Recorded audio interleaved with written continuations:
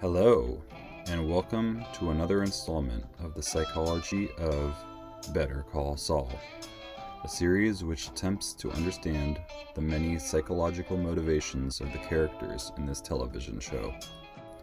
In this video, I am going to take a closer look at the character of Kim Wexler and the ways that she manifests the defense mechanism of reaction formation, which primarily sets in within seasons 4 and 5. Kim is a highly complex character whose motivations are not always entirely clear. Although the character believes that all of her behaviors are acted with conscious intent, a more detailed analysis shows that many of her actions are from unconscious motivations. I hope to depict a more accurate understanding of these psychological motivations through several videos regarding this character, with this one being the first. First, let's try to better understand what reaction formation means. Reaction formation is an unconscious defense mechanism in which someone experiences unwanted thoughts, impulses, or emotions, and in turn acts out in a conscious way the opposite behavior. For Kim, this defense mechanism takes place in reaction to her destructive relationship with Jimmy and her inability to uphold her morals throughout the seasons. As she begins to experience more distressing thoughts, feelings, and impulses due to her relationship and personal behaviors, she begins to enact opposite conscious behaviors. The first behavior is that she often defends herself, Jimmy, and their relationship, despite the fact that things between them continue to go south. The second behavior is that she begins to take on public defense cases while imploding her more lucrative law career. This video will serve to explain these processes in more depth, so let's get started. In Season 3, Episode 7, we begin to see the way in which the reaction formation is taking effect. This is immediately following the trial involving Chuck, in which Jimmy and Kim had manipulated their way to a victory. Kim has a meeting with Paige at Mesa Verde, and Paige comments on the trial. It was amazing. What you did to Charles, you and James set him up perfectly. You destroyed him. Oh my God. I couldn't believe some of it. I'm not crazy. It's 1216, one after Magna Carta. The Magna Carta? It was perfect. You can see on Kim's face that this makes her uneasy. The thoughts and emotions she has tried to store away are being presented to her directly during this conversation. Moments later, Kim lashes out at Paige about a trivial mistake. She later says that she is tired, but in reality she's reacting to her own internal feelings about the choices she is making. At the end of the conversation, she says, "As far as I'm concerned, all we did was tear down a sick man." revealing her true thoughts about the results of the trial.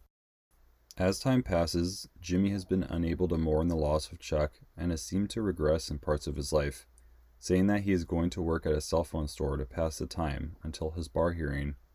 Kim has attempted to get Jimmy to go to therapy, but he has refused.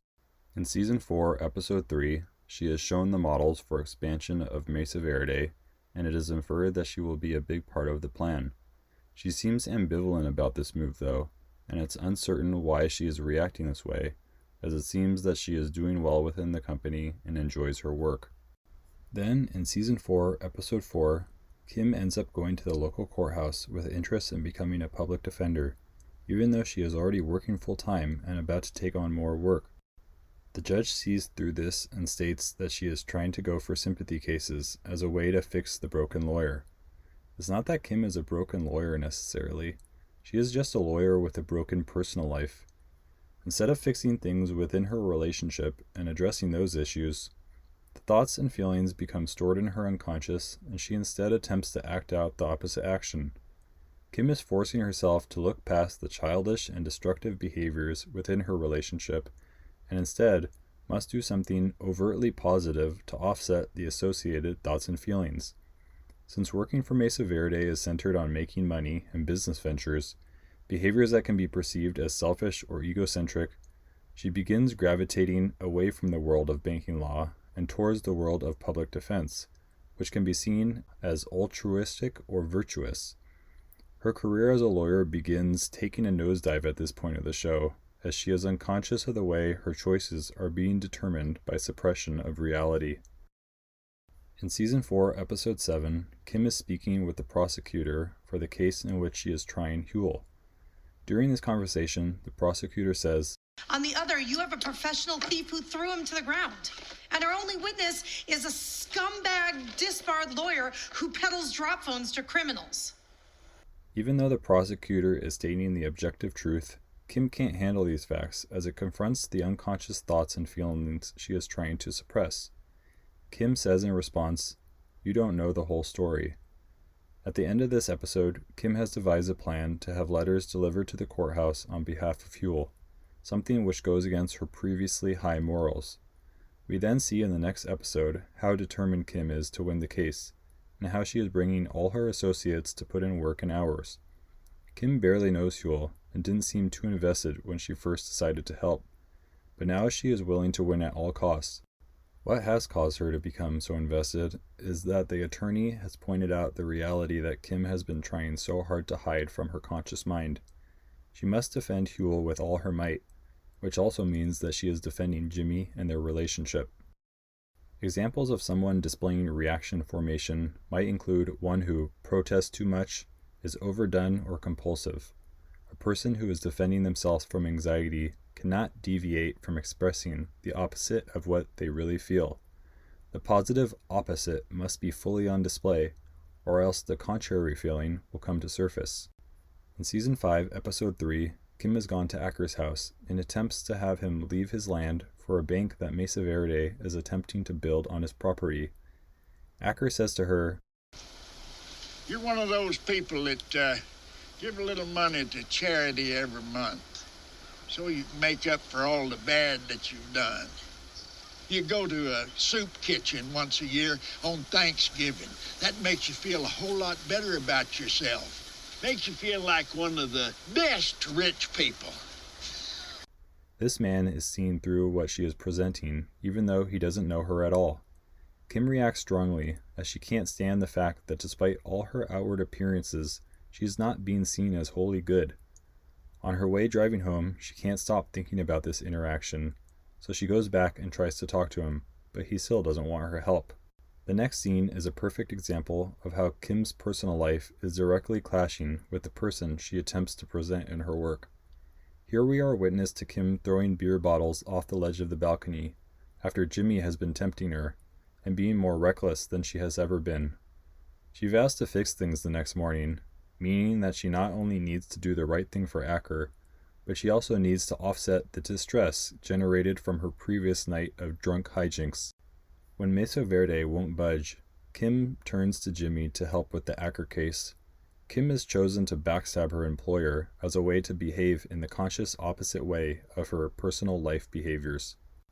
In Season 5, Episode 9, Jimmy has just got back from his trip to the desert and is in poor condition. Kim sees Jimmy's bruises and realizes things are much worse than he is letting on. She ends up going to the office, and as she is dictating for her regular job, she becomes distracted by a letter from one of her public defense cases.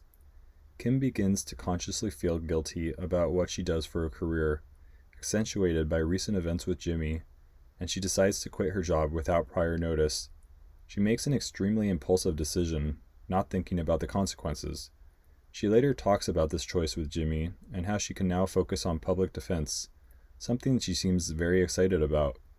She's excited because she has found a way to offset the anxiety about her personal life by enacting the opposite behavior within her work life. Public defense law has become the prime way for her to ignore the chaos of her personal life. Reaction formation is a psychological defense mechanism in which a person goes beyond denial and behaves in the opposite way to which he or she thinks or feels. Conscious behaviors are adopted to overcompensate for the anxiety a person feels regarding their socially unacceptable unconscious thoughts or emotions. Usually, a reaction formation is marked by exaggerated behavior such as showiness and compulsiveness. In the next episode, Season 5, Episode 10, things have gone from bad to worse for Kim following the appearance of Lalo at their home. The ability to avoid the anxiety-provoking world of Jimmy and their relationship is becoming nearly impossible. Kim goes to the courthouse and speaks to a colleague about being given public defense cases. It seems like she is desperate to get these cases, which nobody wants or can work, as they have been sitting in the file room for months and years. Even her colleague is very confused and seems to question her motivations. Kim's reaction formation is full-blown at this point. She is not only adamantly defending herself and Jimmy regarding every single action they take, but she has also abandoned her once promising law career to do public defense. She needs to appear good and giving, both to the outside world and herself, in order to manage the distressing thoughts and feelings about her damaged life. In the same episode, we see more of the extreme nature of this defense mechanism being manifested. This time, Howard tells her the whole truth about how Jimmy has been pulling pranks on him, and he expresses his extreme concern for them both. At first she looks concerned, but then Kim reacts by laughing like a teenager and practically ignoring what Howard says. You and I both know. It makes no sense to drop a client like Mesa Verde. And I gotta think Jimmy had something to do with that. Do you have any idea how insulting that is? I make my own decisions for my own reasons. You gotta listen to me. This statement clearly shows what the writers are trying to communicate, which is that most of Kim's decisions at this point are out of her hands. She once again is defending Jimmy, herself, and their relationship, where at this point, it seems as if it is almost second nature to Kim. Later on, Kim is talking to Jimmy about this conversation, and she begins planning ways to get back at Howard, even thinking about ways to have him disbarred. Kim's reaction to any slight of Jimmy or their relationship is now leading her to act maliciously to others without provocation. It seems at this point that Kim is no longer suppressing thoughts and feelings, which is done consciously, but she is instead repressing them, which is entirely unconscious. She is no longer aware of the thoughts and feelings she is attempting to ignore, and it is wreaking havoc in her life.